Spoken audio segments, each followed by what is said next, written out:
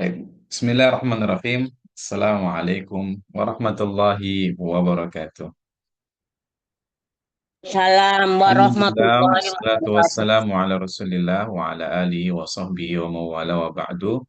Allahumma la sahla illa ma ja'altahu sahla wa anta taj'alul hazana idha syi'ta sahla. Rabbana la ilma lana illa ma 'allamtana wa tub 'alaina innaka antat tawwabur rahim. Rabbi shrah li sadri wa yassir li amri.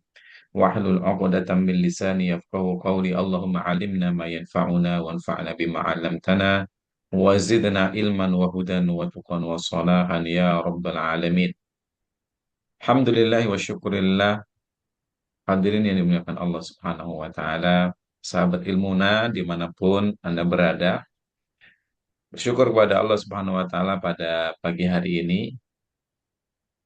kita diberikan nikmat oleh Allah Subhanahu wa taala, nikmat iman dan Islam, nikmat panjang umur, sehingga kita pada pagi hari ini dapat bermajelis bersama untuk kembali kita mengkaji hadis-hadis Rasulullah Sallallahu Alaihi Wasallam. Nah, kali ini kita akan mengkaji hadis yang ke-8 dari silsilah hadis Arba'in Nawawiyah. Hadis yang berbicara tentang beberapa poin penting di dalam agama Islam.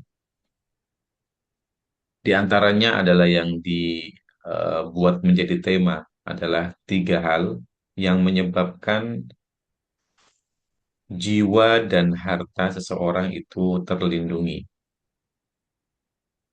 Baik, Bismillahirrahmanirrahim. Mudah-mudahan antum semuanya dalam kondisi sehat walafiat, selalu dalam lindungan Allah Subhanahu wa taala dan bimbingan Allah Subhanahu wa taala. Baik, kita mulai. Mari sejenak kita duduk bersama, kita kaji hadis-hadis Rasulullah Sallallahu Alaihi Wasallam.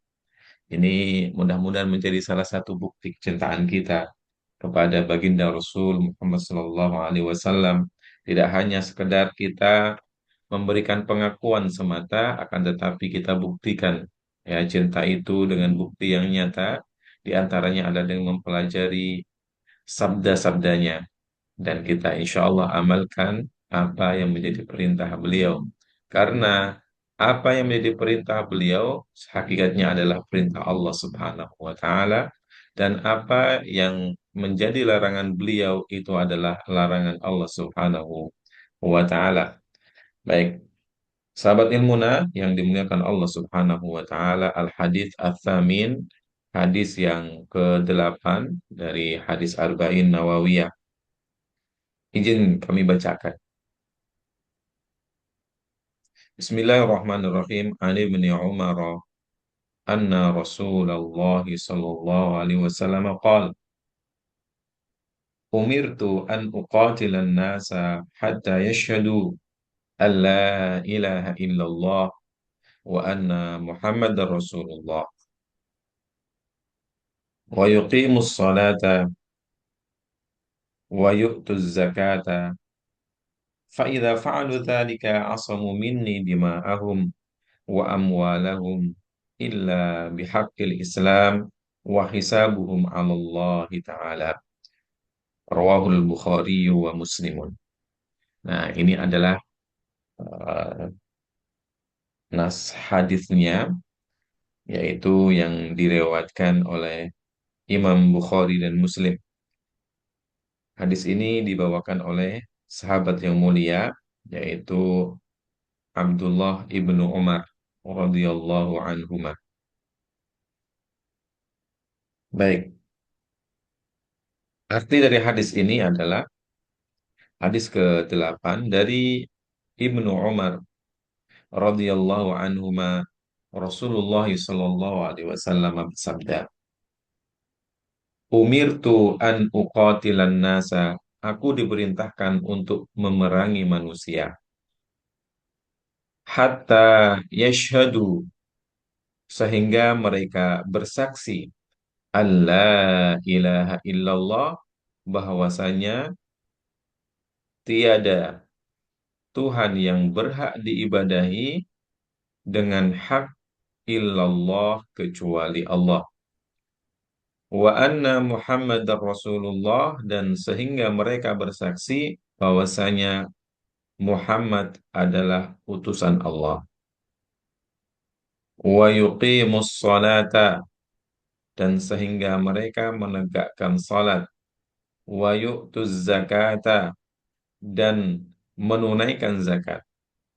Fa'idha fa'alu dzalika, maka jika mereka mengerjakan itu semuanya, asamu minni dima'ahum wa amwalahum, maka akan terjagalah dima'ahum, darah-darah mereka, wa amwalahum, dan harta-harta mereka, illa bihaqqil Islam, kecuali dengan hak Islam. Wa hisabuhum 'ala Allah Ta'ala. Adapun sedangkan perhitungan mereka, hisab mereka, maka diserahkan kepada Allah Subhanahu wa taala. Rawahu al-Bukhari wa Muslimun. Hadis riwayat Bukhari dan Muslim. Nah, ini adalah hadis dan juga terjemah daripada hadis yang ke-8. Nah, mungkin sahabat Ilmuna sudah pernah mendengar hadis ini, atau mungkin ada di antara antum yang baru pertama kali menyimak hadis ini. Maka mari bersama-sama kita akan kaji syarah daripada hadis ini dan juga apa faidah daripada hadis ini. Baik, hadis ini diriwayatkan oleh sahabat yang mulia, yaitu Ibnu Umar radhiyallahu anhu, yaitu putra dari salah seorang sahabat juga pembesar sahabat, yaitu Umar ibnul Khattab radhiyallahu anhu. Ya, Umar ibnul Khattab khalifah yang kedua, ya, setelah Abu Bakar radhiyallahu anhu, memiliki seorang putra juga, yaitu Ibnu Umar, atau namanya adalah Abdullah aslinya. Ya, Ibnu Umar, anaknya Umar. Nama aslinya adalah Abdul. Jadi disebut Abdullah bin Umar. Nah, Abdullah ibnu Umar, putra Umar radhiyallahu anhu ini adalah salah seorang sahabat yang mulia, dan beliau itu terkenal dengan semangat, ya, terkenal dengan semangat beliau untuk mengikuti sunnah Rasulullah SAW. Ya, jadi beliau berusaha untuk mengikuti sunnah-sunnah Rasulullah. Apa dahulu yang dikerjakan dan diperintahkan oleh Rasulullah, apa yang dilarang, beliau berusaha untuk melaksanakannya.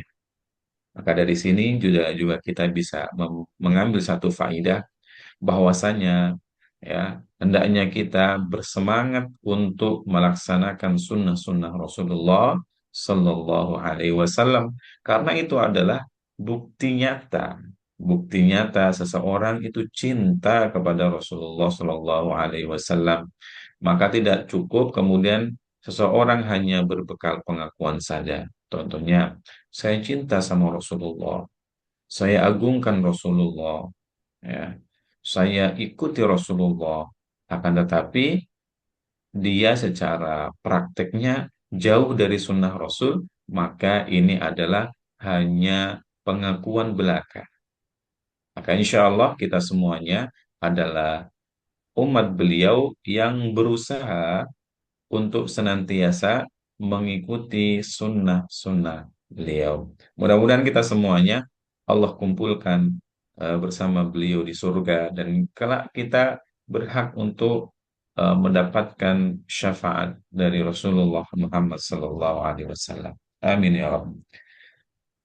Ibnu Umar radhiyallahu anhu ya menyampaikan bahwasanya beliau pernah mendengar Rasulullah SAW itu bersabda,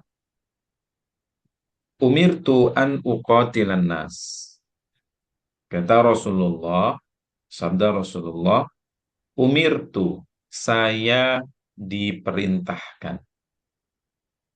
Saya diperintahkan. Nah, umirtu ini beliau Rasulullah itu memakai redaksi namanya fi'il majhul, yaitu kata kerja yang subjeknya, pelakunya itu disamarkan, ya, tidak disebut, tidak disebut. Akan tetapi sudah maklum untuk kita semuanya, dan kita sudah fahami bahwasanya beliau tidaklah diperintahkan kecuali oleh Allah Subhanahu wa taala. Umirtu, saya diperintahkan. Oleh siapa? Jika ditanya, maka oleh Allah Subhanahu wa taala. Ya. Nah, ada satu faidah, ya, bahwasanya al-amru ataupun perintah itu kalau dalam kajian usul fikih, ya, kajian usul fikih itu adalah datangnya dari atas ke bawah. Perintah itu datangnya dari atas ke bawah. Tolabul amri minal a'la ilal adna. Itu perintah.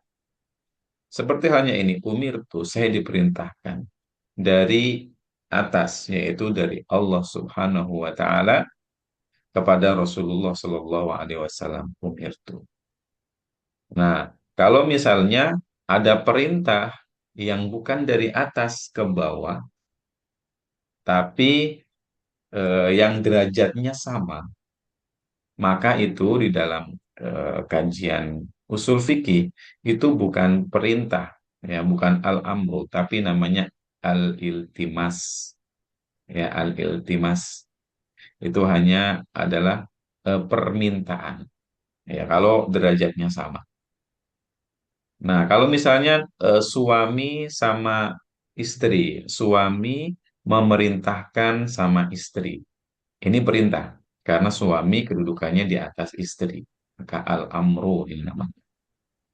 Ya, kalau ada pemimpin kemudian memerintahkan kepada bawahannya, maka ini juga perintah. Tapi kalau misalnya ada sesama teman, ya, ada dua rekanan, dua orang, yang satu memerintahkan kepada yang satunya, maka ini bukan perintah sebenarnya, ini adalah iltimas atau sekadar permintaan, ya, permintaan. Maka hukumnya berbeda, ya, hukumnya berbeda. Secara kekuatan itu berbeda. Kalau al-amru perintah yang dari atas ke bawah itu apa? Ya, itu hukumnya bisa wajib, ya kan? Begitu. Nah, kalau iltimas itu hanya permintaan, ya, permintaan bisa dilakukan, bisa tidak. Nama juga permintaan. Nah, kemudian beda lagi kalau misalnya ada perintah itu dari bawah ke atas, kan ada ya, ya, dari bawah ke atas. Contohnya misalnya kita dalam doa-doa kita, kita eh, meminta kepada Allah, ya. Dalam redaksinya kayaknya perintah, ya. Dalam redaksinya adalah perintah. Ya Allah, kabulkanlah doaku. Ya Allah, berikan aku rezeki yang banyak. Ya Allah, berikan aku rezeki yang banyak, kemudian yang berkah, yang melimpah. Gitu. Berikan aku anak-anak yang soleh-solihah, berikan aku kemudahan. Ini kan dalam redaksinya sepertinya perintah, ya, perintah. Nah, akan tetapi ini datangnya dari yang bawah ke atas. Sebenarnya di dalam kajian usul fikih itu disebutnya bukan al-amru, bukan perintah, akan tetapi ad-du'a. Ad-du'a yaitu permintaan atau permohonan. Nah, begitu. Jadi di situ tidak ada unsur kewajiban, tidak ada unsur kewajiban. Contoh misalnya, ya, kalau misalnya gini, ya, kalau misalnya gini, ada rakyat yang kemudian memerintahkan kepada pemimpinnya. Nah, ini sebenarnya bukan perintah, akan tetapi apa? Ini adalah permintaan. Kalau kepada Allah disebut apa? Doa, seperti itu. Nah, baik, kita lanjutkan. Umirtu, saya diperintahkan. Jadi Rasulullah Shallallahu Alaihi Wasallam itu diperintahkan oleh siapa? Oleh Allah Subhanahu wa taala. Dan ini di banyak nas hadis ataupun di dalam Al-Qur'an jelas, ya, Jadi sebenarnya Rasulullah Shallallahu Alaihi Wasallam itu melaksanakan titah dari Allah Subhanahu Wa Taala. Beliau bergerak untuk berdakwah, mendakwahi umat manusia, mendakwahi kaum kafir Quraisy pada waktu itu, menyebarkan Islam, menegakkan kalimat Allah di atas muka bumi ini. Itu apa? Itu semata-mata adalah umirtu. Aku diperintahkan ya oleh Allah Subhanahu wa taala gitu. Jadi beliau adalah apa? Karena status beliau adalah ar-rasul. Beliau adalah utusan. Utusan dari siapa? Utusan dari Allah Subhanahu wa taala, Rasulullah. Makanya apa yang beliau lakukan, apa yang beliau ucapkan, apa yang eh, menjadi dorongan utama adalah apa? Perintah Allah Subhanahu wa taala. Umirtu an uqatilan nasa, aku diperintahkan oleh Allah Subhanahu wa taala untuk memerangi manusia. Nah, ini adalah isi perintahnya. Apa itu? Rasulullah diperintahkan untuk memerangi manusia, ya, memerangi manusia. Nah, di sini adalah salah satu hadis yang menjadi landasan untuk disyariatkannya jihad. Disyariatkannya jihad. Dan Rasulullah pada waktu itu tentu ada statusnya adalah seorang pemimpin yang di bawahnya ada pengikutnya, yaitu para sahabat Rasulullah. Rasulullah diperintahkan untuk memerangi manusia. Nah, sahabat ilmuna yang dimuliakan Allah Subhanahu wa taala, bedakan antara memerangi qatala yuqatilu uqatilu dengan qatala yaqtulu membunuh, ya. Bedakan antara memerangi dan membunuh, yaitu al-qatlu atau qatala yaqtulu.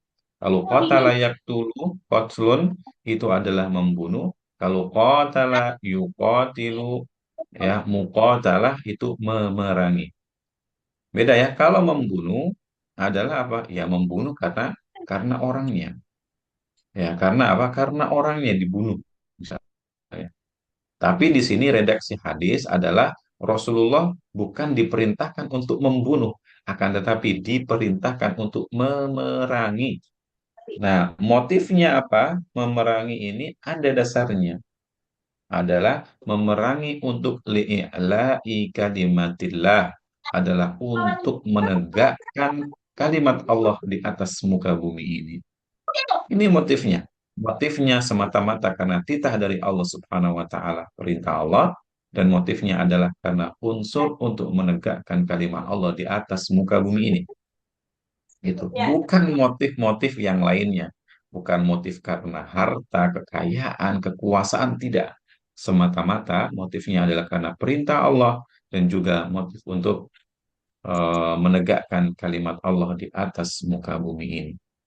Dan ketika kita melihat sejarah, ya, banyak peperangan yang kemudian diikuti oleh Rasulullah SAW dan juga para sahabatnya, ya, maka kita melihat bahwasanya semua eh, peperangan itu yang diikuti atau ghazwah ataupun jihad yang dilakukan oleh Rasulullah dan para sahabatnya itu semata-mata adalah untuk li'i'la'i kalimatillah, yaitu untuk menegakkan kalimat Allah di atas muka bumi ini, ya. Makanya disebut al-jihadu fi sabilillah, ya, yaitu jihad berjuang di jalan Allah, ya. Jadi apa? Di jalan Allah, bukan fi sabili ad-dunya, ya. Bukan di jalan dunia, ya, untuk meraih eh, apa? Harta kekayaan, lalu kekuasaan, bukan untuk meraih apa? Kekayaan alam yang ada di suatu negeri, tidak, ya, untuk menunjukkan kekuasaan, tidak, semata-mata adalah fi sabilillah, karena Allah, di jalan Allah, untuk lillahi kalimatillah. Nah, ini isi perintahnya, Jadi Rasulullah diperintahkan untuk apa tadi? Uqatilan nasa, untuk memerangi manusia, untuk menegakkan kalimat Allah, kalimat tauhid, ya, untuk menegakkan keadilan di atas muka bumi ini. Hatta sehingga, nah tujuan ini adalah finishnya ya, finishnya. Rasulullah diperintahkan untuk memerangi manusia sampai, ya, ini goyahnya atau tujuannya. Yashhadu alla ilaha illallah wa anna Muhammadar Rasulullah wa yuqimus salata wa yu'tuz zakah. Sampai manusia itu melaksanakan tiga hal penting. Nah, ini nih, Rasulullah diperintahkan oleh Allah untuk memerangi manusia sampai mereka melaksanakan tiga hal penting. Dan ini salah satu, tiga hal ini adalah sangat penting dan fundamental di dalam agama Islam. Lebih penting dibanding yang lain. Makanya disebutkan di dalam hadis ini. Sehingga sampai manusia mau pertama adalah yashhadu an la ilaha illallah wa anna Muhammadar Rasulullah. Hal pertama adalah sehingga mereka yashhadu, bersaksi, ya, bersaksi alla ilaha illallah wa anna Muhammad Rasulullah. Mereka bersaksi bahwasanya tiada Tuhan yang hak, yang berhak untuk diibadahi, diberikan seluruh macam ibadah dari hamba, illallah, kecuali Allah. Ya, bersaksi bahwa tiada Tuhan selain Allah. Apakah cukup sampai di situ? Tidak, dia juga harus bersaksi wa anna Muhammadar Rasulullah, dan sesungguhnya Muhammad adalah utusan Allah. Nah, berarti ikrar dengan dua kalimat syahadat, atau dalam bahasa kita adalah kalau dia adalah orang yang, orang-orang mereka adalah orang-orang non-muslim yang diperangi sampai mereka bersyahadat atau masuk Islam, memeluk agama Islam. Nah, ini tujuan yang pertama, yang menjadi tujuan akhir mengapa Rasulullah itu memerangi manusia. Ya, sampai mereka apa? Bersyahadat bahwasanya, ya, tiada Tuhan yang berhak diibadahi yang hak kecuali Allah, dan mereka bersaksi bahwasanya Muhammad adalah utusan Allah. Ini dia. Lagi-lagi bukan motif dunia, bukan motif kekuasaan, ya, bukan motif pamer kekuatan. Akan tetapi lagi-lagi motifnya adalah Allah, ya, motifnya adalah eh, perintah Allah Subhanahu wa taala, ya. Motifnya adalah li'la kalimatillah, menegakkan kalimat Allah di atas muka bumi ini. Ini yang pertama. Jadi sampai manusia itu bersyahadat, ya, syahadat la ilaha illallah dan syahadat Muhammad Rasulullah. Nah, tentu syahadat ini sudah kita jelaskan ya di hadis-hadis sebelumnya, sudah kita bahas bahwasanya syahadat itu harus kemudian apa? Bersumber dari hati, keyakinan yang kuat, keyakinan yang kuat, kemudian diucapkan dengan lisan, diucapkan dengan lisan. Itu. Ini yang pertama. Kemudian yang kedua, Rasulullah diperintahkan untuk memerangi manusia sampai apa? Wa yuqimus shalah. Wa yuqimu as-shalah. Dan yang kedua, sampai mereka menegakkan sholat, mengerjakan sholat. Setelah syahadat dilakukan, apakah cukup sampai di situ? Tidak. Harus kemudian yang kedua, mereka menegakkan sholat, mengerjakan sholat. Nah, sholat di sini yang dimaksud adalah apa? Sholat fardu sholat wajib 5 waktu.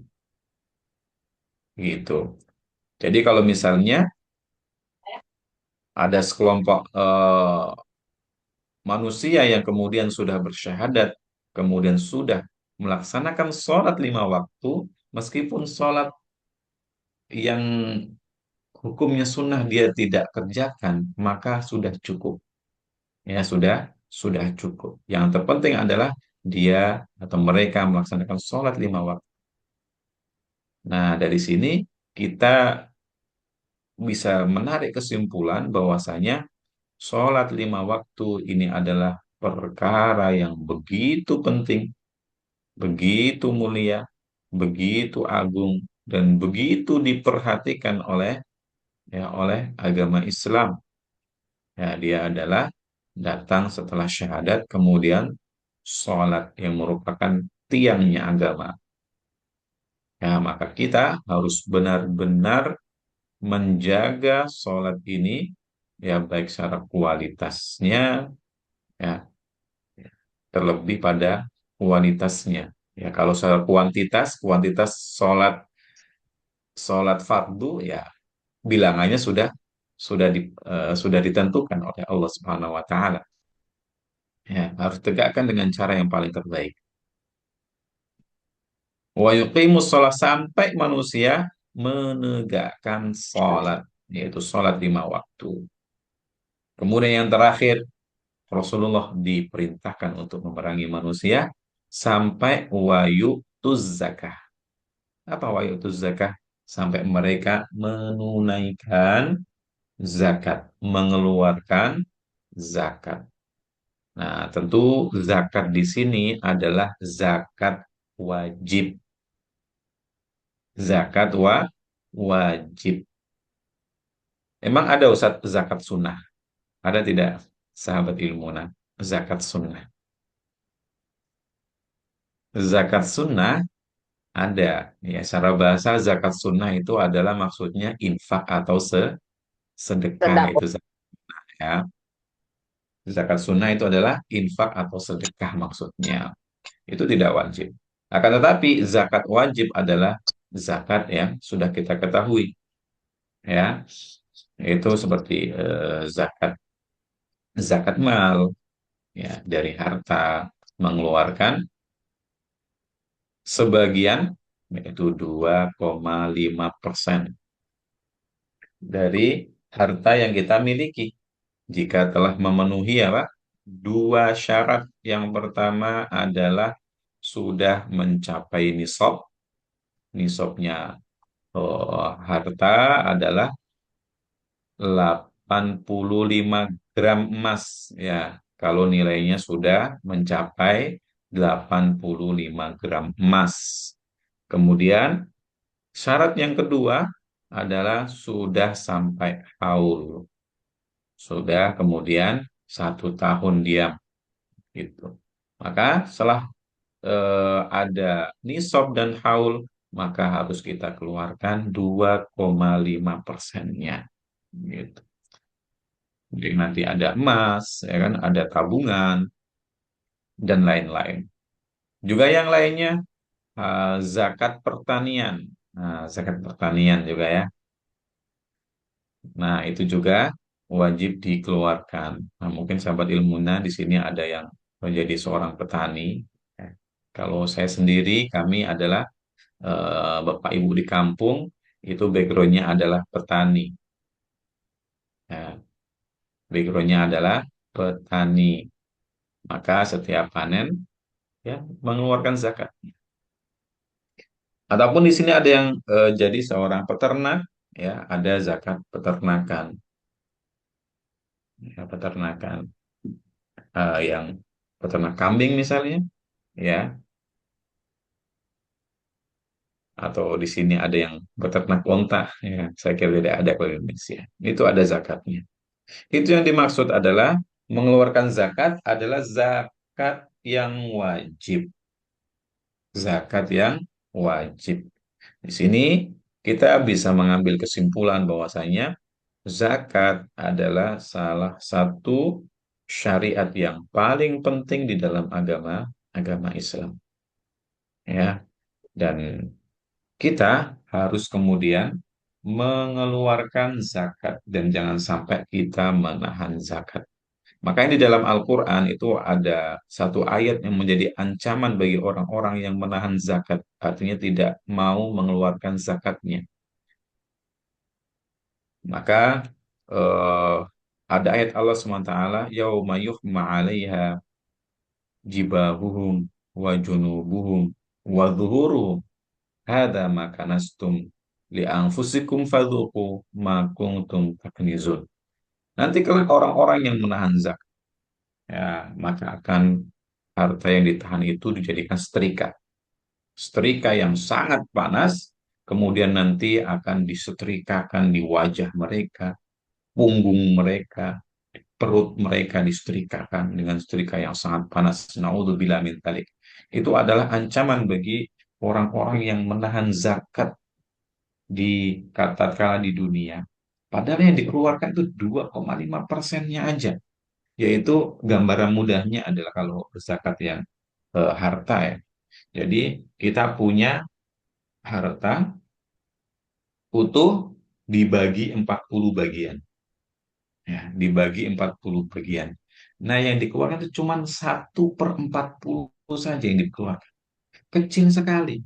Dia kecil sekali. Dan kita sebenarnya butuh untuk mengeluarkan 1/40 itu atau 2,5%-nya. Apa? Agar jiwa kita itu ya terlindungi dari sifat kikir. Harta itu bisa apa? Mensucikan jiwa orang yang berzakat. Khud min amwalihim sodaqatan tutahhiruhum wa tuzakkihim biha. Nah, dalam ayat Quran gitu. Maka ambillah ya zakat dari harta mereka. Yang mana zakat yang dikeluarkan, yang diambil dari harta mereka itu tutahhiruhum wa tuzakkihim biha. Itu bisa mensucikan dan membersihkan jiwa mereka. Ya. Bersih dari apa? Bersih dari sifat kikir, bersih dari cinta dunia. Itu. Kita perlu. Dan zakat yang bagian yang kita keluarkan sebenarnya itu adalah haknya harta kita dan haknya orang-orang fakir miskin. Haknya orang-orang fakir, fakir miskin dari harta kita yang harus kita keluar. Maka kita tidak mau menjadi orang-orang yang nantinya ya kelak akan disetrika dengan setrika yang sangat panas ya dan disetrikakan di wajah, punggung, ya perut. Naudzubillah min dzalik karena apa? Menahan zakat. Ya, dan insya Allah zakat yang kita keluarkan dari harta kita tidak akan membuat kita miskin. Yang ada apa? Insya Allah Allah akan berkahi sisa hartanya. Ya, dan Allah akan buka pintu rezekinya. Yang ada itu begitu. Ya. Dan buktinya, satu buktinya adalah dia bisa menjadi orang yang berkewajiban mengeluarkan zakat, berarti dia orang yang kaya. Kan begitu. Ya, karena tidak semua umat Islam itu wajib zakat. Ya, hanya orang-orang yang memenuhi kriteria tadi. Punya harta, ya punya harta yang sudah sampai nisab dan sudah bertahan 1 tahun ada haul. Artinya dia orang yang berkecukupan. Alhamdulillah. Nah, ini Karena tiga kalau hal kayak menjadi tujuan akhir dari perintah Allah Subhanahu wa taala kepada Rasulullah untuk memerangi manusia. Apa itu yang pertama? Yaitu sampai manusia itu bersyahadat, yang memeluk agama Islam, bersyahadat syahadat la ilaha illallah dan syahadat yang kedua syahadat Rasulullah. Ini yang pertama. Yang kedua adalah sehingga manusia itu menegakkan sholat, yaitu sholat apa? Sholat fardu yang 5 waktu, yang hukumnya wajib itu. Kita tahu. Dan yang ketiga adalah sampai mereka menegakkan atau menunaikan zakat. Nah, gitu.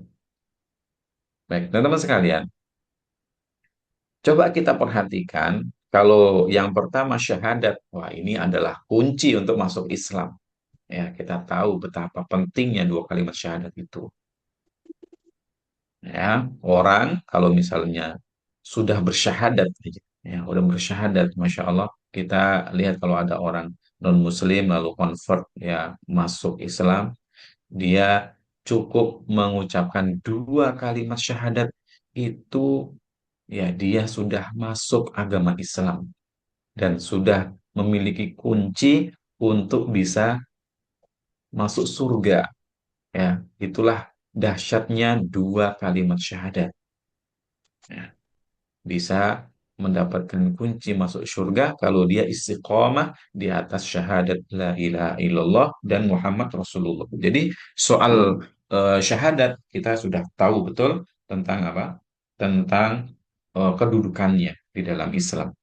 Kemudian kalau kita perhatikan, ya, di sini disebutkan setelah syahadat adalah menegakkan sholat dan menunaikan zakat.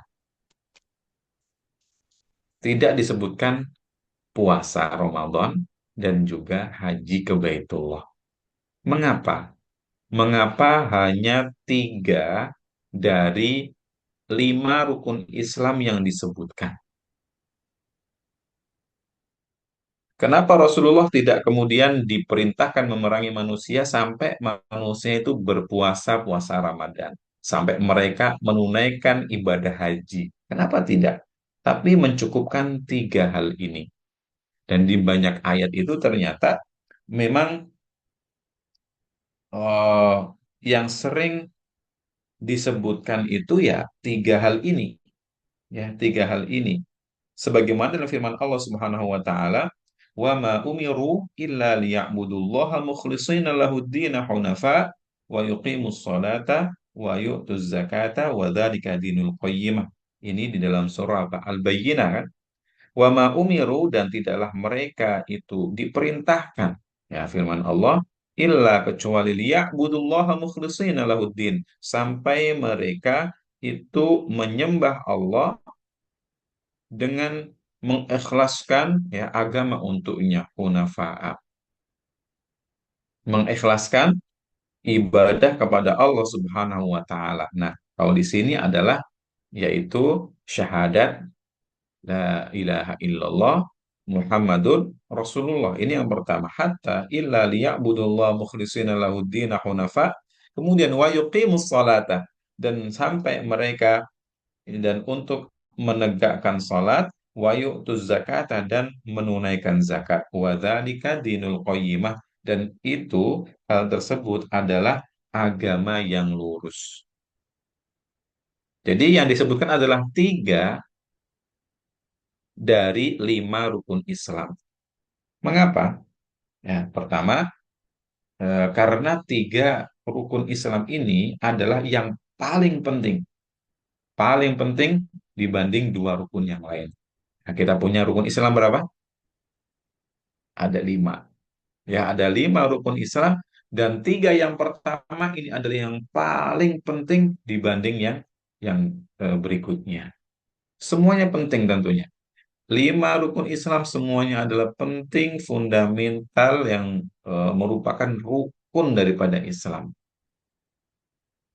Umat Islam, orang Islam harus menegakkan lima hal ini. Akan tetapi, yang paling penting dari lima adalah tiga yang pertama. Syahadat, sholat, lalu zakat. Lalu zakat. Nah, timbul pertanyaan lagi. Ustaz, mengapa sholat, mengapa zakat? Mengapa sholat, mengapa zakat? Nah, kita perhatikan. Sholat itu ternyata adalah syariat Islam yang paling penting, yaitu syariat ataupun ibadah, ya, ibadah badaniyah, ibadah fisik. Ya. Ibadah fisik yang paling utama dan paling penting di dalam agama Islam adalah apa? Ibadah sholat. Kan sholat ibadah fisik ya. Ada takbir, ruku, sujud, dan lain sebagainya. Ini yang pertama. Mengapa sholat yang disebut? Kemudian, kalau zakat itu adalah ibadah harta, yaitu al-ibadat al-maliyah. Al-ibadah al-maliyah. Jadi, ibadah harta yang paling besar, yang paling agung adalah apa? Zakat. Dan zakat ini adalah zakat yang wajib. Nah, ini menjadi alasan. Ya, berbeda dengan apa? Dengan puasa. Puasa jatuhnya itu apa? Jatuhnya sekali setahun, dan puasa itu adalah sifatnya ya antara hamba dengan Tuhannya, tidak bisa dilihat, tidak bisa, tidak bisa dilihat. Itu puasa, dan itu hanya di bulan Ramadan. Kemudian kalau haji, haji berbeda. Kalau haji itu hanya bagi yang mampu saja. Gitu.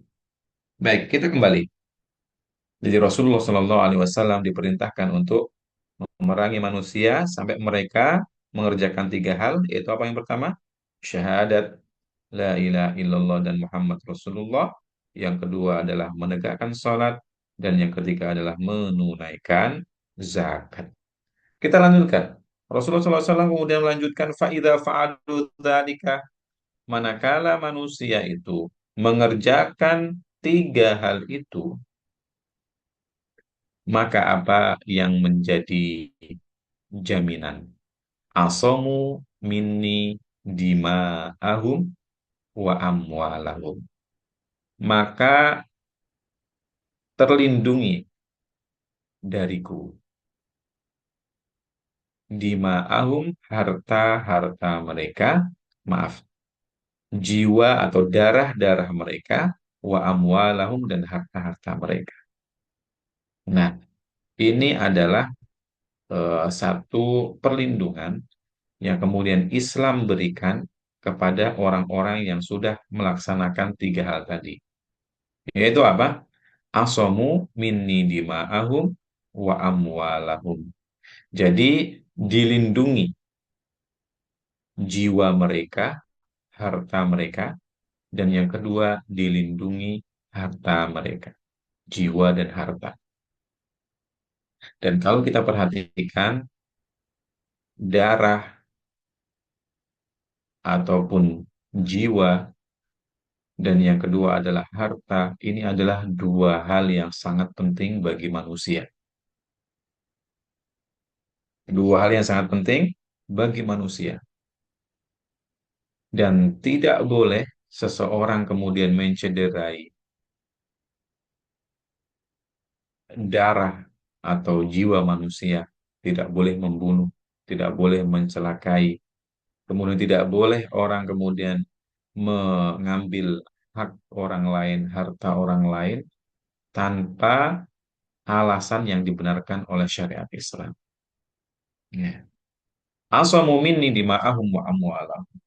Maka ketika mereka melaksanakan tiga hal tadi, maka darah-darah mereka dan harta-harta mereka itu dilindungi oleh Islam. Tidak boleh ada kaum muslimin yang kemudian menzolimi mereka dari dua aspek ini. Ya, harta maupun jiwa ataupun darah. Nah, ini adalah jaminan oleh Islam yang diberikan bagi siapapun yang telah melaksanakan tiga hal tadi.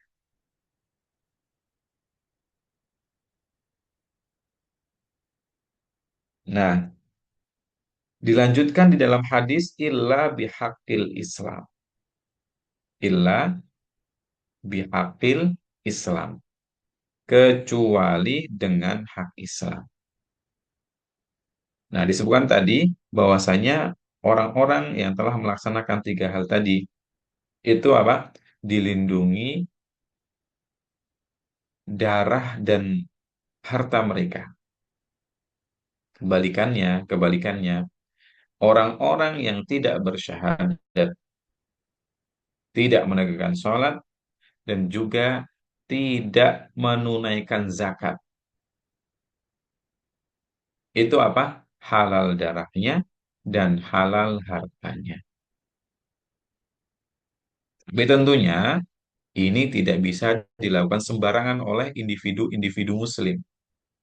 Ya, akan tetapi harus kemudian dilaksanakan atas perintah pemimpin kaum muslimin. Ya, ini syariat ini tentang syariat jihad tidak bisa dilakukan oleh individu-individu muslim. Ya, nanti kacau kalau misalnya syariat ini dilakukan oleh individu muslim. Oh, ada orang tidak beriman, ada orang tidak, oh, orang non muslim kemudian dibunuh. Ah, itu nggak boleh. Ya, ada orang non muslim berarti harus halal darah dan hartanya kemudian diambil tengah jalan misalnya. Oh, tidak boleh begitu. Harus apa? Harus di bawah komando pemimpin kaum muslimin. Begitu. Nah, di sini kita bisa ambil satu pelajaran penting bahwasanya Islam itu agama yang menjaga kehormatan jiwa dan kehormatan harta. Dilindungi betul selama mereka sudah melaksanakan kewajiban-kewajibannya yang tiga tadi. Di dalam Islam betul-betul dijaga, ya, betul-betul dilindungi yang namanya kehormatan jiwa dan juga harta. Dan juga ada beberapa syariat yang memang Allah syariatkan untuk melindungi eksistensi daripada jiwa dan harta manusia. Coba perhatikan di dalam Islam kita ada namanya syariat apa? Syariat kisos. Kisos itu adalah ya, kalau ada orang yang membunuh maka dihukum dibunuh juga. Itu kisos. Ya, dihukum setimpal. Kalau ada orang yang mencuri maka nanti akan dipotong tangan. Itu namanya ya, itu namanya hadmat. Untuk kisos ini apa? Kalau dibunuh maka dibunuh. Ya, kalau ada yang membunuh maka dibunuh. Syariat kisos ya ketika ada orang yang membunuh orang lain tanpa alasan yang hak, maka nanti hukumannya adalah dibunuh. Ini kan kisos ya. Ya, dihukum setimpal dengan perbuatannya. Perhatikan, kisos ini untuk apa sebenarnya? Hukum kisos ini untuk apa? Yang seolah-olah kata orang-orang, sebagian orang, apa kisos itu kejam. Kisos itu apa? Kejam sekali. Masa orang dibunuh gara-gara bunuh orang lain? Justru kita katakan bahwasanya kisos ini adalah hukum yang paling adil dan hukum yang paling efektif untuk melindungi jiwa-jiwa manusia, untuk melindungi darah-darah manusia, kehormatan jiwa manusia, ya, dengan syariat kisos. Tanpa syariat kisos, perhatikanlah yang ada di bumi sekarang. Yang ada apa? Setiap hari ada pembunuhan, setiap hari darah itu tertumpah dan tidak ada penyelesaian. Dan terus terus setiap hari ada namanya kriminal ya. Ada orang membunuh orang lain dan itu terus kita dengarkan. Kenapa? Karena syariat kisah tidak ditegakkan. Ustadz kan sudah ada hukum yang lain, misalnya penjara sekian tahun, orang nggak bakalan kapok, ya orang tidak bakalan kapok. Perhatikan saja, ya hukum itu sudah ada di penjara, didenda dan lain sebagainya. Tapi apa? Pembunuhan masih merajalela, sehingga keamanan itu ya orang itu tidak terjamin keamanannya. Tapi bayangkan kita misalnya berandai, berandai kalau misalnya syariat kisos itu ditegakkan. Artinya kalau ada orang yang membunuh dan dia jelas membunuh tanpa ada alasan yang hak. Misalnya dia tersinggung dengan temannya, dia bunuh. Ya, ada orang yang dia tidak suka, dia bunuh misalnya. Maka apa? Di dalam syariat Islam harus ditegakkan kisos, yaitu dia dibunuh. Maka ketika ada satu orang pembunuh lalu ditegakkan kisos, ya, lalu dia dibunuh, dipenggal misalnya, dipancung. Nampaknya kayaknya ini adalah seram ya, menyeramkan. Nampaknya oh, Islam ini serem banget ya. Kayaknya gitu hukum kisos. Tapi perhatikan, kalau ada satu orang yang kemudian benar-benar ada pemerintahan, ada satu negeri Islam, kemudian menegakkan kisos, ya, ada kasus pembunuhan, lalu pembunuhnya itu dibunuh juga setelah dimasukkan di pengadilan Islam, dan jelas bahwasanya oh orang ini benar-benar membunuh, maka tegakkan ya kisos, kemudian dia dibunuh, dipenggal misalnya. Nah, kemudian info ini menyebar ke seluruh negeri, menyebar ke satu negara. Semua orang tahu, oh kemarin ada pelaku pembunuh itu apa? Dikisos karena dia bunuh orang lain. Orang-orang tahu, oh berarti eh, hukum Islam sudah ditegakkan. Jelas. Dan ini berlaku untuk siapapun. Maka di hari kedua, ketika ada orang yang sedang bertikai, kalau ada orang yang pengen misalnya melakukan pembunuhan, apa yang terjadi? Orang yang ingin melakukan pembunuhan kepada orang lain, dia akan berpikir ulang, dia akan berpikir berulang kali. Ya kalau perlu 2, 3, sampai 1000 kali. Karena apa? Kalau dia membunuh orang lain, ya taruhannya apa? Ya dia merelakan dirinya dibunuh. Dia tahu, kalau saya bunuh orang, ya saya akan dibunuh di kisos. Gitu. Ada orang lain yang mau membunuh temannya yang lain di daerah terpencil. Dia tahu, oh di negara ini hukum kisos ditegakkan. Kalau saya bunuh orang, ya saya nanti akan dibunuh di kisos juga. Maka apa? Kalau orang kemudian berpikirnya seperti itu, mereka akan takut. Mereka akan takut membunuh orang lain sehingga apa? Angka pembunuhan akan menurun drastis sehingga nyawa dan darah orang itu terlindungi. Orang jadi bisa merasa lebih aman. Karena apa? Orang di negeri ini tidak ada yang berani bunuh orang. Ya. Karena apa? Kalau mereka bunuh orang, ya mereka akan dikisos. Nah, jadi apa? Di dalam syariat kisos itu ada jaminan kehidupan sebenarnya. Ini kalau ditegakkan. Makanya dalam ayatnya itu, Masya Allah, ya, walakum fil qisasi hayatun ya ulil albabi la'allakum tattaqun. Allah kan firmankan tuh dalam Al-Quran. Jelas. Dan bagi kalian, wahai hamba-hambaku, di dalam syariat kisos, kata Allah, di dalam Al-Quran, itu ada jaminan kehidupan bagi kamu semuanya, wahai para manusia. Ya, jika kamu berpikir, ya, la'allakum tattaqun, dan supaya kamu bertakwa kepada Allah Subhanahu wa taala, di antaranya adalah dengan menjaga kehormatan jiwa-jiwa manusia dan kehormatan darah-darah manusia. Jadi dengan adanya kisos justru apa? Mencegah adanya kriminalitas. Karena apa? Orang merasa takut. Kalau sekarang orang tidak takut dengan hukuman yang ada. Makanya terus dan terus hari ini itu apa? Ya terjadi yang namanya pembunuhan-pembunuhan. Mudah-mudahan Allah SWT lindungi kita semuanya. Itu teman-teman sekalian. Apa? Jadi syariat ini ya ada untuk melindungi ya, eh, jiwa-jiwa manusia.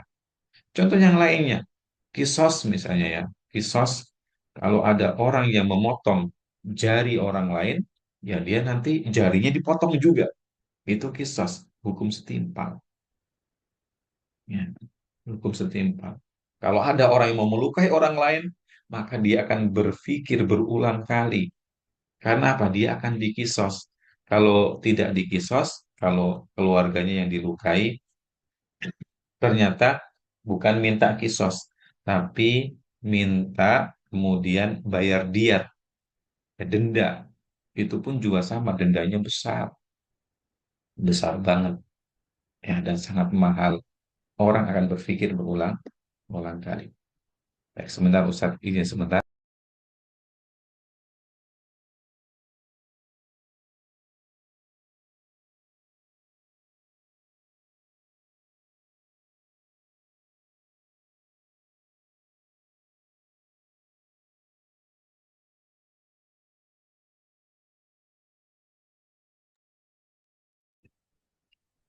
Nah, itu tadi. Jadi, darah, darah, dan juga nyawa, lalu harta, itu dilindungi di dalam Islam. Seperti halnya tadi kita bahas darah ya, ataupun nyawa. Lalu ada syariat yang melindungi ya kehormatan harta orang lain. Karena harta bagi manusia itu adalah sesuatu yang istimewa, sesuatu yang dicinta, sesuatu yang dilindungi. Ya, jujur saja kita ya, semua dari kita cinta dengan atau senang dengan namanya harta. Lawang setiap hari kita juga bekerja untuk mengumpulkan itu. Kita jerih payah keluar bekerja untuk mengumpulkan apa? Harta itu. Karena harta adalah qawamul hayah, penopang kehidupan kita. Menopang kehidupan kita, agar kehidupan kita di dunia apa? Itu bisa apa tersedia apa kebutuhan kita tuh. Jadi harta intinya bagi seseorang itu apa? Sesuatu yang berharga. Makanya Islam itu melindungi harta. Ya, sampai kemudian ada akad-akad yang disyariatkan ya supaya perpindahan harta dari seseorang ke orang lain itu dengan cara yang hak, bukan cara yang batil. Nah, makanya disyariatkan jual beli dengan akad-akad yang baik, yang saling ridho, tidak ada unsur goror, ya unsur penipuan, manipulasi dan lain sebagainya. Tidak ada unsur yang membahayakan juga. Kemudian ada syariat, di antaranya ada syariat hibah, ada syariat wakaf, ada syariat infak sedekah, termasuk syariat zakat. Itu kan perpindahan juga, perpindahan harta dari seseorang ke orang lain. Ya, ada yang dengan jalur hibah, jalur wakaf, jalur sedekah, infak, ada dari jalur zakat, ya, dan lain-lain. Ada juga kemudian syariat apa? Syariat waris, yaitu perpindahan harta dari orang yang sudah meninggal ke ahli warisnya itu diatur.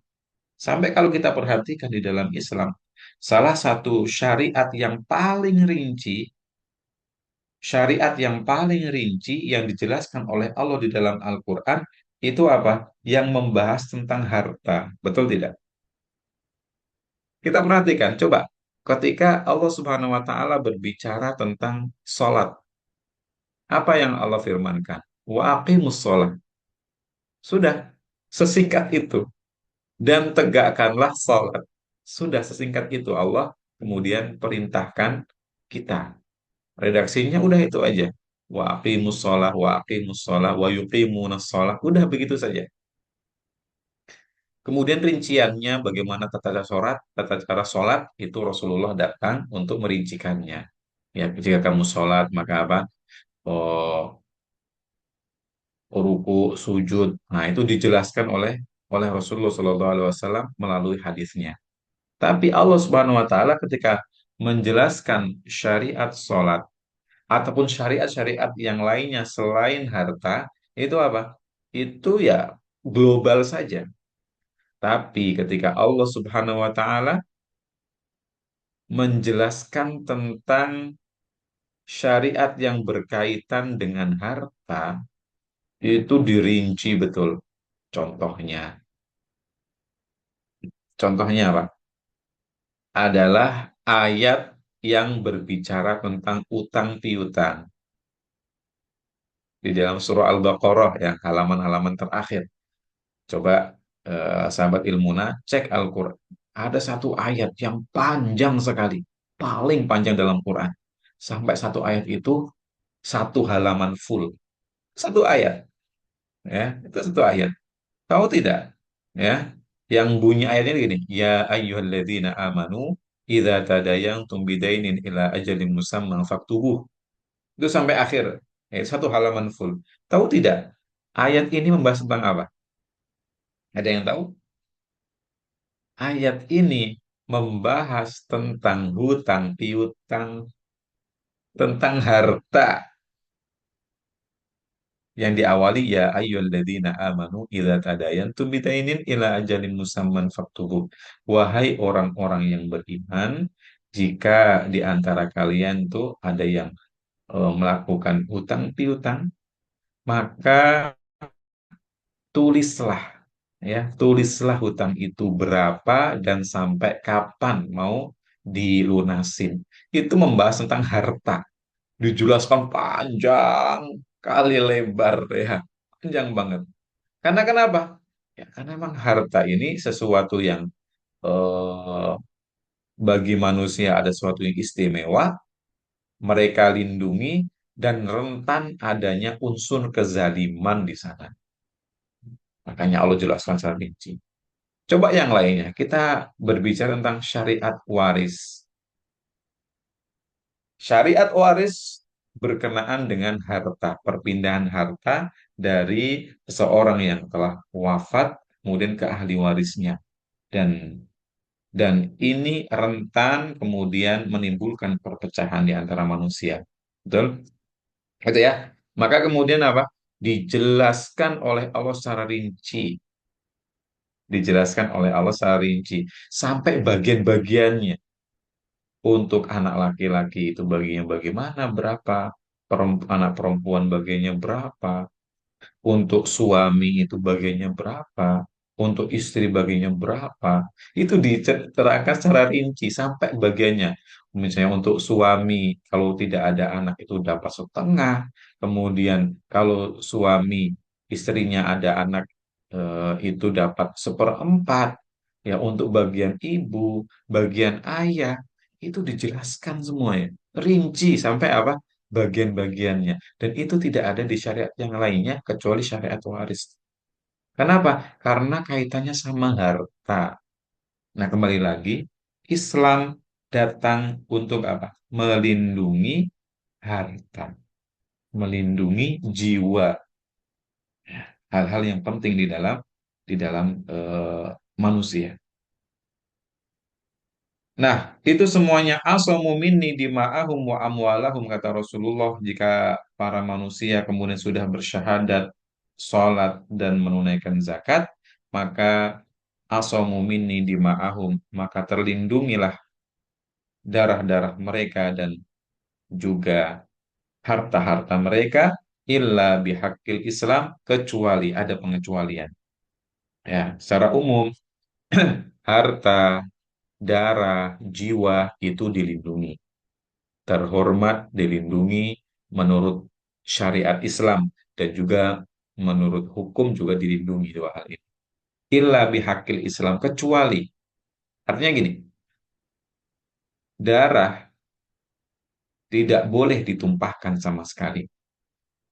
Harta tidak boleh diambil sama sekali kecuali ada pengecualian. Illa bihaqil Islam kecuali dengan hak Islam.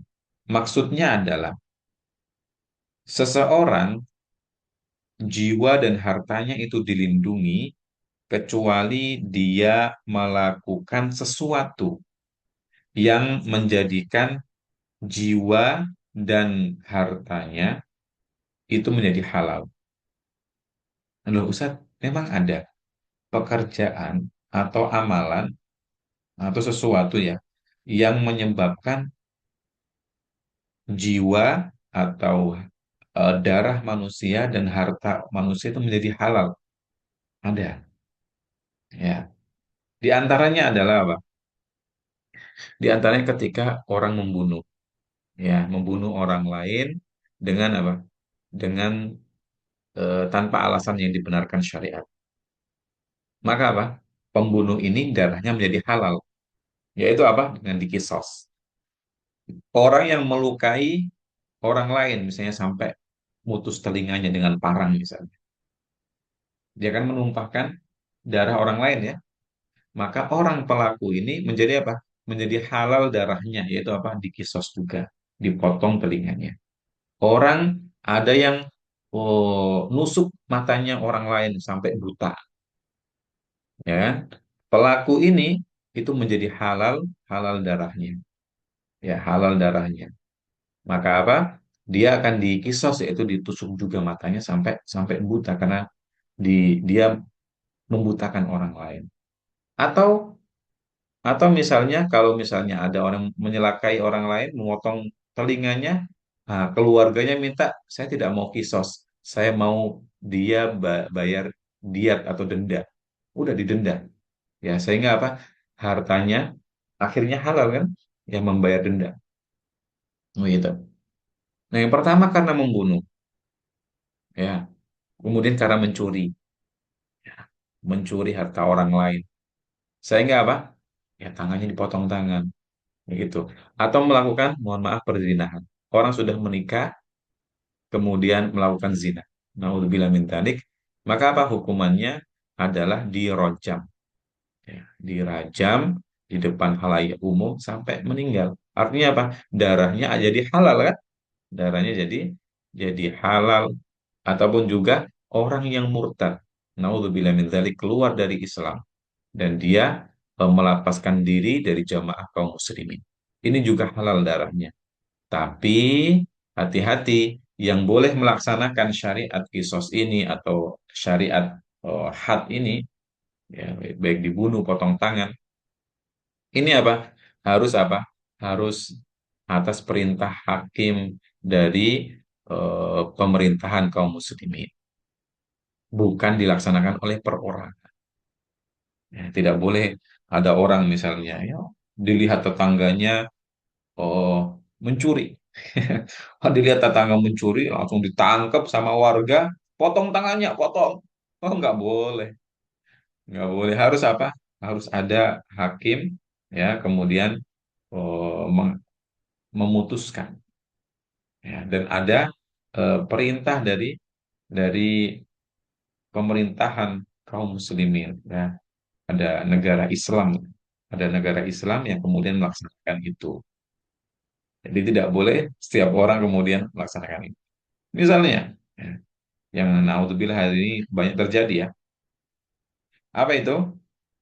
Ada orang maling ya, lalu dihakimi sama massa. Dihakimi sampai apa? Sampai meninggal dunia. Hati-hati. Kalau misalnya zaman Umar bin Khattab ya dahulu, ini Umar bin Khattab itu tegas untuk menegakkan kebenaran.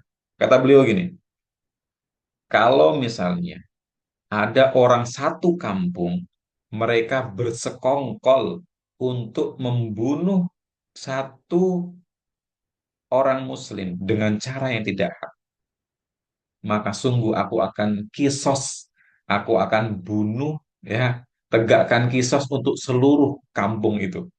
Itu Umar bin Khattab ya, Masya Allah.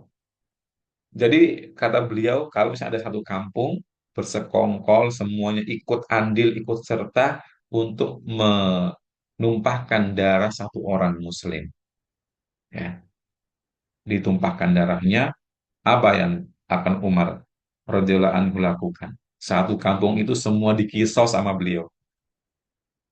Hati-hati ya, hati-hati ketika kita apalagi yang kaitannya sama harta dan sama darah itu, kita harus hati-hati. Itu dilindungi dalam Islam. Nah, illa bihaqil Islam, kecuali ada perbuatan-perbuatan yang membuat darah dan juga hartanya menjadi halal.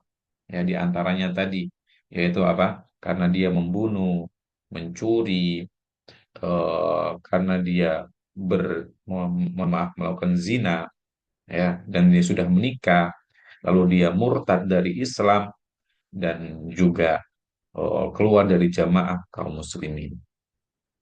Dan potongan hadis terakhir, wahisabuhum alallahi ta'ala, dan hisab mereka, perhitungan amal mereka itu eh, Allah yang atur, ya, Allah yang bertanggung jawab. Maksudnya adalah begini, kita umat Islam itu menghukumi dari hal yang kita bisa lihat saja, yang zohir saja. Jadi ada kaidah, ya, kaidah fikih seperti al-hukmu bidzawahir wallahu yatawalla as-sarair. Jadi kita sebagai manusia yang pengetahuannya itu terbatas apa yang kita lihat oleh mata kita, maka kita itu menghukumi dengan yang zohir-zohir saja, yang kita lihat, yang kita dengar. Dan kita sama sekali tidak diperintahkan untuk menelisik apa yang ada di dalam hati manusia. Dan kita tidak diwajibkan sama sekali untuk menebak-nebak apa yang ada di hati manusia.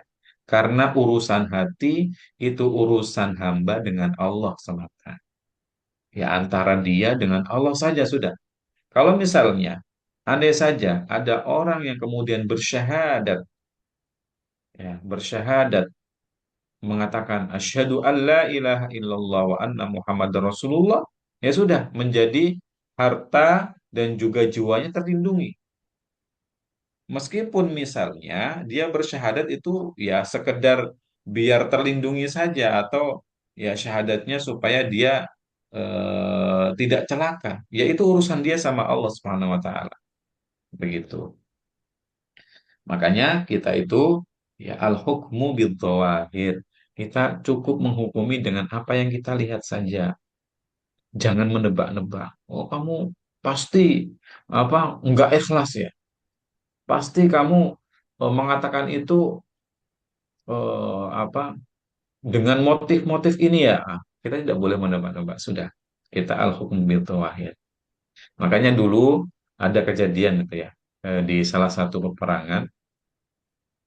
Ada kemudian musuh, ya, ada misalnya ketika sedang berkecamuk peperangan itu, ada seorang sahabat yang melihat di hadapannya ada musuhnya, eh, kaum musyrik ya waktu itu. Nah, ketika mau dibunuh orang yang si musuh ini, yang waktu itu dia musyrik, ya, dia adalah orang kafir, maka dia langsung bersyahadat, ya, menyatakan diri, saya bersyahadat masuk Islam, masuk Islam. Kemudian si sahabat ini, wah, dia mengatakan gini dalam hatinya, alah kamu bohong ini, alah ini motif kamu biar kamu nggak dibunuh kan? Akhirnya apa? Sahabat ini kemudian maksa membunuh orang yang menyatakan bahwasanya dia sudah Islam, dia bersyahadat, dibunuhlah gitu. Setelah itu, setelah peperangan, kemudian sampailah kabar tersebut kepada Rasulullah. Ya, dipanggillah si sahabat tadi. Sahabat nggak merasa salah, karena merasa dia benar. Dipanggillah. Wahai Fulan, ya. Wahai iya Rasulullah, apakah benar kamu telah membunuh seseorang yang telah menyatakan Islam? Iya Rasulullah, saya telah membunuhnya. Karena saya yakin dia itu mengucapkan hal tersebut, dia bersyahadat, itu cuma motifnya Rasulullah. Dia pengen supaya dia tidak dibunuh. Maka waktu itu Rasulullah marah, betul-betul marah. Memerah, muka beliau memerah, dimarahin betul si sahabat ini. Wahai sahabatku, ala syakok taqolbah, kenapa kamu tidak kemudian membelah dadanya, lalu kamu lihat isi hatinya? Dimarahi sahabat itu. Kenapa? Kalau maksudnya adalah, kalau dia sudah mengucapkan Islam, sudah menyatakan diri Islam, sudah itu cukup. Karena kita hanya bisa menilai dari apa yang nampak di kita. Ya. Tidak perlu kemudian kita belah hatinya dan kita lihat isinya. Sudah. Soal isi hati itu antara si hamba dengan Allah Subhanahu wa taala. Itu seharusnya. Nah, ini jadi pelajaran penting untuk kita semuanya. Jangan suka menebak-nebak isi hati orang lain. Biarkan masalah hati adalah dia dengan Allah Subhanahu wa taala. Dengan demikian, alhamdulillah kita sudah selesaikan untuk syarah hadis yang ke-8, yaitu hadis tentang dilindunginya, ya. Tiga hal yang menyebabkan dilindunginya harta dan jiwa seseorang. Ya, seperti itu. Wallahu taala alam, mudah-mudahan apa yang kita simak dari syarah hadis yang ke-8 ini bisa menambahkan ilmu untuk kita semuanya dan ketakwaan kita kepada Allah Subhanahu wa taala, dan kita bisa mengamalkan apa-apa yang menjadi nilai-nilai yang ada di hadis ini. Wallahu taala alam. Demikian. Apakah ada pertanyaan? Kalau tidak ada, langsung kita cukupkan yang kita tutup. Baik, dirasa cukup ya? Ada Tat, Atau ada ada? mau Ya, nanya silakan. kalau Silakan. misalkan masalah kalau kita punya peliharain hewan itu berapa persen zakatnya Ustadz? Kayak kambing atau ikan gitu kan, punya piaraan Mhm, ikan, itu berapa persen kita mengeluarkan zakatnya? Nah, yang mhm. kedua, kalau iya kan kita nggak ngerti ya Ustadz ya. Yang kedua, Ya. kalau memang ada orang nih yang ngomong gini, saya ini orang nggak mampu, saya harusnya dikasih zakat. Lah, gimana kamu bilang kamu nggak mampu, sedangkan kamu kan masih bisa untuk memberi makan anak istri kamu. Dia bilang gitu kan.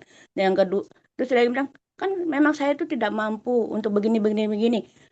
Tapi eh, menurut orang-orang bilang dia tuh mampu sebenarnya, cuman dia males tidak untuk mengeluarkan zakatnya sendiri dengan alasan biar mereka memberikan zakatnya ke orang itu gitu. Gimana Ustadz? Gimana kita cara memberitahu orang itu bahwa zakat itu memang wajib untuk dikeluarkan? Gitu, Ustadz. Baik, Waalaikumsalam baik. warahmatullahi Terima kasih. wabarakatuh. Salam kepada. Terima kasih atas pertanyaannya. Yang pertama, soal zakatul masyiyah namanya, yaitu zakat binatang ternak. Perlu diketahui, tidak semua binatang itu dikeluarkan zakatnya. Ini penting. Misalnya, Ustadz, saya ini adalah peternak lebah. Lebah saya mana yang perlu dizakatkan? Tidak. Saya peternak ikan, Ustadz. Ya, ikan hias. Kan ada hari ini ya, orang banyak ternak ikan hias. Apakah ada zakatnya? Ya, saya keluarkan berapa nih? Apa dari ikan saya? Berapa ikan yang saya keluarkan? Gitu. Nah, yang kita perlu ketahui bahwasanya tidak semua hewan itu yang dipelihara itu dikeluarkan zakatnya dalam bentuk hewan. Nah, kalau dalam Islam, di dalam fikih zakat, hewan yang kemudian dikeluarkan zakatnya dalam bentuk hewan, itu ada beberapa hewan. Saya sebutkan di antaranya, pertama adalah kambing atau domba. Jelas ya, nanti ada berapa ratus, ya, nanti dikeluarkan berapa berapa kambing atau berapa domba, itu ada hitungannya. Ya, misalnya ibu pelihara domba, ya, pelihara domba atau pelihara kambing, ada ratusan. Maka setiap tahun harus mengeluarkan berapa ekor kambing, itu ada hitungannya. Kemudian kerbau atau sapi. Ya, kalau kerbau sih dikiaskan sama sapi. Ya, sapi. Kalau ada berapa sapi. Lalu setelah itu adalah onta.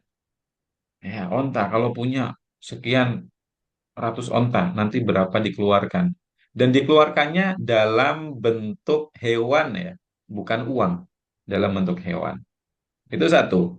Jadi tidak semuanya. Kalau misalnya Ustadz, saya adalah peternak ayam. Apakah saya harus berzakat mengeluarkan ayam? Misalnya, oh saya punya sekian ribu ayam, Ustaz, dengan ekor. Kemudian apakah saya perlu mengeluarkan zakatnya dalam bentuk ayam gitu? Nah, tidak. Kalau selain hewan-hewan yang tadi, selain domba, onta, lalu sapi misalnya, Selain itu, maka apa? Misalnya ternak ayam, ikan lele, ikan hias yang dikeluarkan ini adalah hasil penjualannya. Ya, masuknya zakat Oh, mal. Jadi apa? Berbeda pembahasannya. Masuknya zakat mal, bukan zakat binatang ternak. Itu karena kan orang menjual kan ada dia dapat keuntungan kan. Nah, iya. dari keuntungan ini nanti masuk kategorinya bukan zakat binatang ternak, tapi masuk zakat harta, ya harta benda. Oh, Nah, kemudian yang pertanyaan kedua, Ustaz, ya saya melihat tadi ya ada orang yang kelihatannya dia mewah dan sebagainya, tapi nggak mau ngeluarin zakat, katanya dia orang yang malah justru butuh dizakatin. Seperti apa? Nah, fikih zakat itu sebenarnya fikih yang sangat jelas ya. Dan tidak semua harta itu dizakatin. Ini penting. Yang dizakatin adalah pertama adalah uang, tabungan, ya. Kemudian yang kedua adalah emas atau perak, emas atau perak. Ini, Ustaz, rumah gimana? Rumah itu tidak ada zakatnya. Mobil gimana, Ustaz? Mobil itu nggak ada zakatnya, gitu ya. Jadi dilihat saja.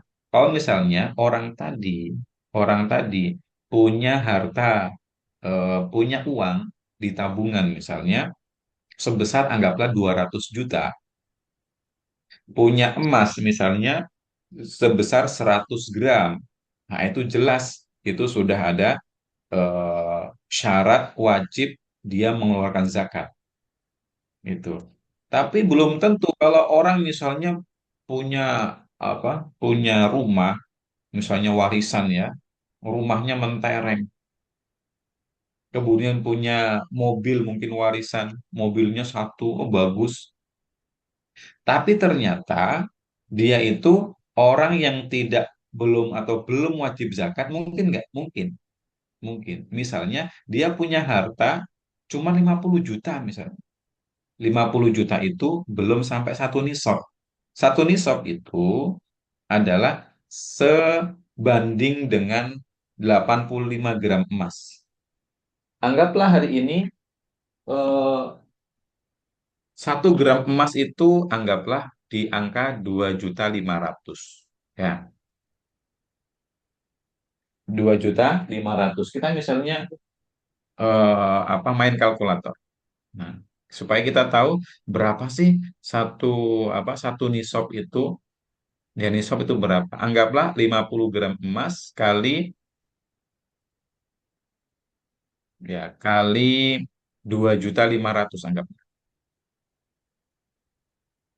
Nah, berarti nisab harta yang wajib dikeluarkan adalah kalau sudah mencapai di angka kurang lebih 212.500.000. Itu kalau harga emas ada 2.500.000 ya. Kalau harga emas nanti naik, berarti nisab ikut naik begitu. Artinya gini, kalau orang punya harta ya yaitu dana tabungan sama emas lalu kemudian disatukan, gitu kan?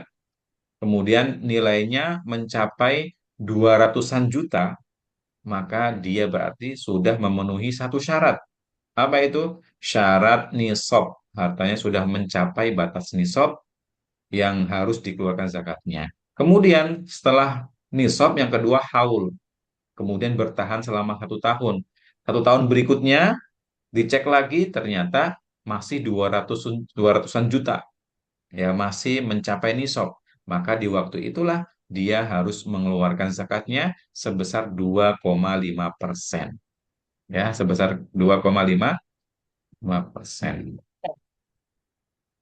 Berapa itu 2,5% dari 200-an juta? Nah, sekitar berapa? 200, Ya, 250. sekitar itulah 500. Ya, kecil gitu. Jadi begitu. Makanya kalau kita eh, ya perlu ilmu tadi ya, perlu ilmu. Nah, kalau jangan sampai kita kemudian melihat orang kayaknya kaya. Ya, tapi ternyata mungkin ya hartanya belum sampai nisab. kebutuhannya banyak misalnya, ya kebutuhannya banyak, karena harta yang dikeluarkan untuk zakat itu adalah di luar kebutuhan. Tapi apapun itu, ya kita cukup kemudian menasihatinya saja. Coba dihitung betul hartamu, ya kan? Yang harta yang harus dikeluarkan zakatnya ya. Coba dihitung betul zakat hartamu sudah sampai nisab belum? Kalau sudah sampai nisab dan juga sudah haul, maka harus kamu keluarkan. Itu wajib loh, ya wajib, kewajiban dari Allah Subhanahu Wa Taala. Nah, nanti kamu akan berdosa nanti kalau misalnya tidak melakukan itu. Dinasihati dengan nasihat yang baik. Tapi kalau misalnya orangnya sudah dinasihati dengan nasihat yang bijak, yang baik dan dimengerti, tapi dia enggan mengeluarkannya, sudah tugas kita sudah selesai. Wa ma alaina illal balagul mubin. Kita tugasnya adalah menasehati saja. Adapun orang yang dinasehati mau atau tidak mau, sudah itu urusan dia sama Allah. Tapi tugas kita sudah selesai, yaitu sampai tahap menyampaikan nasihat. Begitu. Demikian ya, Bunda. Dirasa cukup? Terima kasih. Jazakumullah khairan. Jika ada pertanyaan, silakan disampaikan di grup. Nanti insya Allah kita akan eh, jawab di sana. Barakallahu fikum. Mudah-mudahan apa yang kita pelajari dapat difahami, lalu diresapi, dimengerti, dan juga diamalkan insya Allah Ta'ala. Kita akhiri. Subhanakallahumma wa bihamdik. Asyhadu an la ilaha Jika illa anta, asyhadu an la astaghfiruka ilaha wa illa atubu anta ilaik. astaghfiruka wa Assalamualaikum atubu ilaik. warahmatullahi wabarakatuh. Waalaikumsalam Waalaikumsalam warahmatullahi warahmatullahi wabarakatuh. wabarakatuh.